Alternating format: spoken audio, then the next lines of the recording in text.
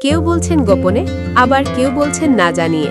হাজারো ভক্ত অনুরাগীদের হঠাৎই বিয়ের খবর জানিয়ে চমকে দিলেন আলোচিত অভিনেত্রী শবনম ফারিয়া। তার কিছুক্ষণ পরই সামাজিক মাধ্যমে সয়লাভ তাদের বিয়ের ছবি। শোনা যায়, দুই পরিবারের উপস্থিতিতে ছোট আয়োজনেই বিয়ে সারেন শবনম ফারিয়া। শুক্রবার সন্ধ্যায় সুসংবাদটি গণমাধ্যমেই নিজেই ভাগ করে নেন অভিনেত্রী নিজে। পরে সামাজিক মাধ্যমে খবরটি ছড়িয়ে পড়লে উচ্ছ্বাস ছড়িয়ে পড়ে ভক্তদের মাঝে। তার কিছুক্ষণ বাদেই সামাজিক মাধ্যমে দেখা মেলে শবনম ফারিয়ার বিয়ের ছবি, আর তা হু হু করে ছড়িয়ে পড়ে। অভিনেত্রীকে দেখা মেলে পাত্রের সঙ্গে বিয়ের সাজে। ফারিয়ার বিয়ের জানার সঙ্গে অনেকে উৎসুক হয়ে পড়েন বরের পরিচয় জানতে। জানা গেছে, রাজশাহীর ছেলে তানজিম তৈয়বকে বিয়ে করেছেন ফারিয়া। অস্ট্রেলিয়ায় পড়াশোনা তার সম্পন্ন করেছেন স্নাতকোত্তর। বর্তমানে দেশের একটি শীর্ষস্থানীয় বেসরকারি ব্যাংকে অ্যাসিস্ট্যান্ট ভাইস প্রেসিডেন্ট পদে দায়িত্ব পালন করছেন।